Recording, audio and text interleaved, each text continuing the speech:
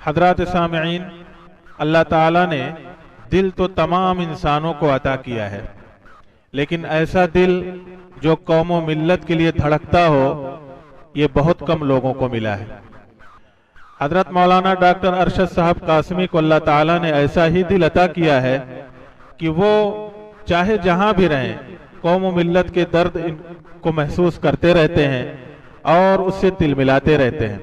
ہمیشہ ڈاکٹر صاحب کی یہ خواہش رہتی ہے کہ کس طرح اپنی قوم کے نوجوانوں کو بام عروج تک پہنچایا جائے۔ ہم لوگ ڈاکٹر صاحب کے ساتھ رہتے ہیں، اس کو بخوبی محسوس کرتے ہیں۔ ایک شعر میں ڈاکٹر صاحب کی نظر کرتے ہوئے ان سے درخواست کروں گا کہ تشریف لائیں۔ پھونک کر اپنے آشیانے کو روشنی بخش دی زمانے کو۔ میں حضرت مولانا ڈاکٹر ارشد صاحب قاسمی سے درخواست کرتا ہوں کہ آپ تشریف لائیں اور اپنے تاثرات سے ہم تمام سامعین کو مستفید فرمائیں۔ بسم اللہ الرحمن الرحیم، نحمدہ ونصلی علی رسولہ الکریم، اما بعد، فقد قال اللہ تبارک و تعالی انما اموالکم واولادکم فتنہ۔ معزز علماء کرام اور علاقے قرب و جوار کے اصحاب فکر و نظر اور بڑی تعداد میں شریک ہونے والی ہماری مائیں اور بہنیں، وقت کافی زیادہ ہو چکا ہے، اس لیے آج کے اس پروگرام کے اہم مقرر حضرت مولانا مفتی شمیم صاحب حلیمی دامت برکاتہم کا اہم خطاب ہوگا۔ آپ لوگ اسے دل جمعی کے ساتھ سماعت فرمائیں گے اور ان کا بیان پرمغز ہوگا۔ میں آپ لوگوں کے سامنے صرف ایک دو بات کہہ کر کے بیٹھ جاؤں گا 2-3 منٹ کے اندر، کیونکہ وقت بہت زیادہ ہو چکا ہے۔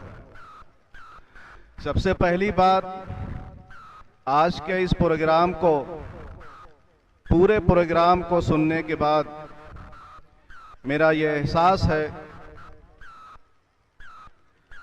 کہ حضرت مولانا شہاب الدین صاحب نے اس علاقے کے اندر جو تخم ریزی کی ہے، جس سرزمین کو انہوں نے چنا ہے، وہ سرزمین کوئی بنجر زمین نہیں ہے، بلکہ بہت ہی زرخیز زمین ہے۔ اگر اس پر محنت کی جائے اور جس طرح سے وہ محنت کر رہے ہیں، جس طرح سے وہ آبیاری کر رہے ہیں، ہمیں امید ہے کہ اللہ تبارک و تعالی بہت جلد اس چھوٹے سے پودے کو اتنا سرسبز و شاداب بنا دیں گے کہ علاقے اور اطراف کے لوگ اس کی نمی کو محسوس کریں گے، اس سے فیض اٹھائیں گے اور اس کا فیض دور دور تک انشاءاللہ پہنچے گا۔ معزز حاضرین، آج کے اس دور میں ایسے اداروں کی سخت ضرورت ہے جو ہمارے ایمان اور ہمارے دین کے محافظ ہوں۔ آج جس طریقے سے کفر اور الحاد کا دورہ ہے اور جس طریقے سے ہمارے ایمان پر حملہ روزانہ کیا جا رہا ہے، اس سے بچنے کے لیے یہی ایک راستہ ہمارے پاس ہے۔ اگر میں آپ سے پوچھوں کہ ہمارے لیے سب سے قیمتی چیز کیا ہے، تو ہمارا یہی جواب ہوگا کہ نہ ہمارا مال و اولاد ہمارے نزدیک سب سے زیادہ قیمتی ہے، نہ ہمارا جاہ و منصب قیمتی ہے، بلکہ سب سے زیادہ قیمتی ہمارے نزدیک اگر کوئی چیز ہے تو ہمارا ایمان۔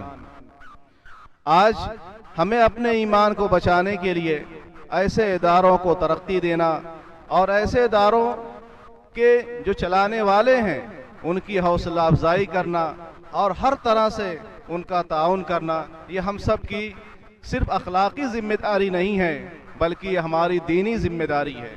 آج ہمارا تشخص اور ہمارے امتیاز کو خطرہ لاحق ہے اور ہمارے دین کو خطرہ لاحق ہے۔